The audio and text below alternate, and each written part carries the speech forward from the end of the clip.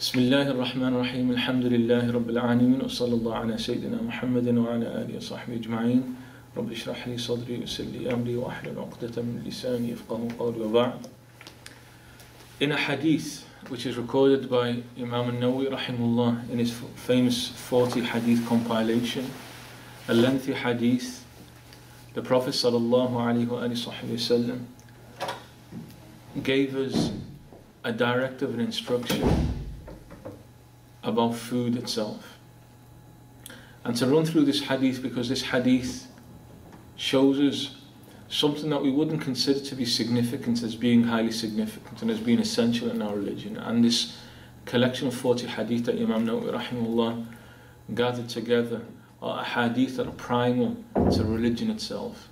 That's the condition that he put 40 hadith that were central, thematic statements of the Messenger that underpin the whole of this religion. In this hadith, the Prophet ﷺ said, "Inna Allah tayyibun la yaqbalu illa tayyiba." That Allah subhanahu wa ta'ala is pure and only accepts that which is pure. Wa inna Allah ta'ala amara al-mu'minina bima amara bihi al-mursaleen. And Allah subhanahu wa ta'ala has ordered the believers the same as what He ordered the prophets with. And then the Prophet ﷺ gave us two different verses. Ya ayyuhal ladhina amanu kulu min at-tayyibati wa'amalu salihah.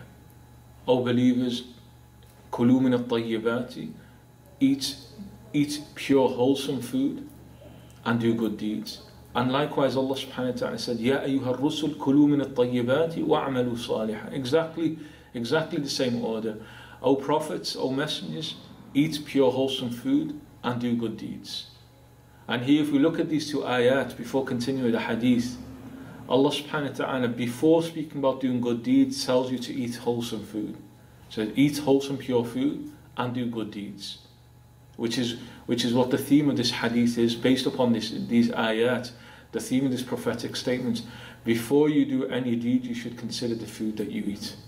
Before you do any deed, you should consider the food that you eat.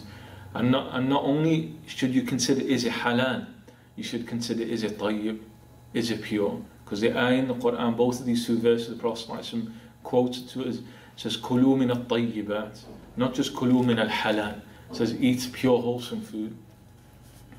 And then the Prophet ﷺ gave us an example, because the hadith began by saying Allah subhanahu wa ta'ala is pure and only accepts what is pure. And for your worship, ultimately we're offering our worship to Allah subhanahu wa ta'ala in the hope that through His divine mercy, His infinite mercy, that He accepts our worship. And then in some way, and that the worship that we do goes some way towards showing our gratitude towards Allah subhanahu wa ta'ala, not to repay Allah subhanahu wa ta'ala. Nothing we can do can repay Allah subhanahu wa ta'ala. Our worship is just to show gratitude to Allah subhanahu wa ta'ala for what He's done for us. But when we offer it to Allah subhanahu wa ta'ala, He's pure and He only wants pure from us. And in order for our ibadah to be pure, our limbs must be pure. In order for our worship to be pure, our limbs must be pure.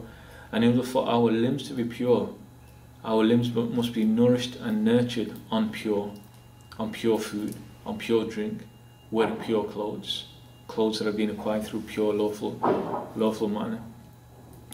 If that's not the case, if a person's income, if the food that he drinks, if the food that he eats, the drink that he drinks, the income by which he buys food, this cup of tea, it's a cup of tea, milk and water, but it may well be haram. If the way in which it was acquired is haram, then it doesn't matter how distant it is from haram, there's not a drop of alcohol in there, but it becomes haram. So even the way we acquire our wealth, becomes an issue, becomes a cause of concern. What's the concern? All of the prayer that we do, all of the dhikr that we do, all of the worship that we do, all of that fasting of Ramadan that we do, Allah subhanahu wa ta'ala just throws it back into our faces if we do not eat halal and pure, if we do not drink halal and pure, and if we do not clothe ourselves with halal and pure. We essentially then are people who are just wasting our times with our ibadah, because the first requirement of worship, before worship itself, is to ensure that what you consume is lawful. If what you consume is not lawful, then there's no point to the worship. And that's why one one of the Hanafi jurists in Al-Ikhtiyar, the great work on Hanafi jurisprudence, he quotes a tradition that he attributes to the Prophet ﷺ, and although it's not a statement to the Prophet ﷺ, it's mistakenly attributed to the Prophet ﷺ, it's still a valid statement, in which the message of the statement is that you do not judge a person's piety based upon his prayer, his fasting, his zakah. You judge it based upon how he deals with money. You know the person's piety based upon how he is with dirham and dinar. If you see a person doing dhikr all the time, reading Quran all the time, that's not a sign of piety. The sign of piety is you see somebody who's offered £1,000, but he asks, is it halal? Where's it come from? He starts asking the right questions. And even though he needs that money, he refuses it because he's scared that there may be some haram within it. At that point you say, that's a man who has no attachment, his heart is not attached to this world, and he has real trust in Allah subhanahu wa ta'ala. And that point is now highlighted in the rest of the hadith, where the Prophet then gave a parable to the companions. ثُمَّ ذَكَرَ رَجُلًا يُطِيلُ السَّفَرَ أَشْعَثَ أَغْبَرَ يَمُدُّ يَدَيْهِ إِلَى السَّمَاءِ يَا رَبِّ يَا رَبِّ وَمَطْعَمُهُ حَرَامٌ وَمَلْبَسُهُ حَرَامٌ وَمَطْعَمُهُ حَرَامٌ وَمَشْرَبُهُ حَرَامٌ وَمَلْبَسُهُ حَرَامٌ وَغُذِّيَ بِالْحَرَامِ فَأَنَّى يُسْتَجَابُ لَهُ. The Prophet ﷺ gave parable of a man, يُطِيلُ السَّفَرِ, he goes on a long journey. And note the description the Prophet ﷺ gave, because all of these descriptions he gave sallallahu alaihi wasallam, are cases of people whose du'as are accepted. The first one is يُطِيلُ السَّفَرِ, he goes on a long journey. The musafir, the traveller's du'a, is accepted by Allah subhanahu wa ta'ala. أَشْعَثَ أَغْبَرَ, he's in a dishevelled, dusty state. The Prophet ﷺ spoke about people who are dishevelled and dusty, people that you drive away from your doors, almost like what we consider to be tramps, like somebody who comes to your door, ragged clothes, dusty state. You look at him, you think nothing of him. The Prophet ﷺ says some of those people, لَوْ أَقْسَمَ عَلَى اللَّهِ لَأَبَرَّ, that if he swore an oath by Allah subhanahu will fulfill his oath. أَشَعَثَ أَغْبَرَ يَمُدُّ يَدَيْهِ إِلَى السَّمَاءِ, he stretches his hands to the heavens. Raising the hands in dua is an adab of dua that the Prophet ﷺ did. In most cases, when the Prophet ﷺ would make dua, supplicate, he raises his hands towards the sky, because qiblat al-dua is the sama. Your qibla of your prayers ahead of you, or qiblat al-dua, you raise your hands to the one who has authority and power over you. The one who has authority and power over you. So although Allah subhanahu does not reside within the sky, and He's not literally physically above you, but He has power and authority over you. So you raise your hands. That's the adab, that's the etiquette of dua. Ya Rabb, Ya Rabb. He calls out, O Lord, O Lord. And those are words that if you call by them, Allah subhanahu wa ta'ala answers the dua. But then what did the Prophet ﷺ say? This is a man who's on a journey. He's ragged and dishevelled and dusty. He's raising his hands to the skies. And he's calling out, O my Lord, O my Lord. But then the Prophet ﷺ said, and his food is haram, his drink is haram, his clothes are haram, they acquired in a haram manner. He's nourished in haram. How does he expect that Allah subhanahu wa ta'ala will answer him? All the conditions of dua are in place there, but what was the problem?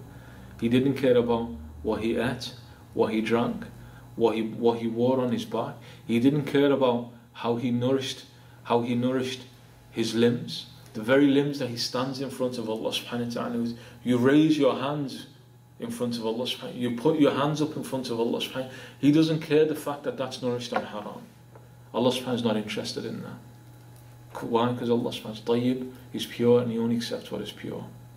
And the Prophet said, كُلُّ لَحْمٍ نَبَتَ عَلَى حَرَامٍ فَالنَّارَ أَوْلَى بِهِ, or كما قال صلى الله عليه وسلم. Any flesh, كُلُّ لَحْمٍ نَبَتَ عَلى السُّحْتِ وَعَلى حَرَامٍ, which is nourished on illegally acquired wealth, hellfire is its place. That's not getting accepted by Allah subhanahu wa ta'ala. Rather, those hands that you call with, that are nourished with haram, we flung into hellfire because you didn't care about it. So our concern before our ibadah should be, what do we eat? What do we drink? What do we work? What's the job that we're doing? Somebody works in a bank. His his salary is paid with interest, and he sat there in the mosque. What's the point? What's the point of doing that? Sat there in the mosque reading the Quran. So lose your job, change your job, make your income halal, so that Allah subhanahu wa ta'ala will accept your Quran that you're now reading in the masjid. But if the only source of income you have is that haram income that's based on interest, the haram income that's based on interest, what's the point of that? And then we have other issues in terms of food itself. A lot of the meat and a lot of the food and a lot of what we eat, we don't even know if it's halal or not. The believer has real concern about these matters. The believer asks questions. The believer is scared about himself and about his family. Tries to ensure that everything that goes into his mouth and the mouth of his wife and the mouth of his children that enters into their stomach is halal, so that their ibadah is accepted by Allah subhanahu wa ta'ala. Walhamdulillahi rabbil alameen. Sallallahu alayhi wa sallam.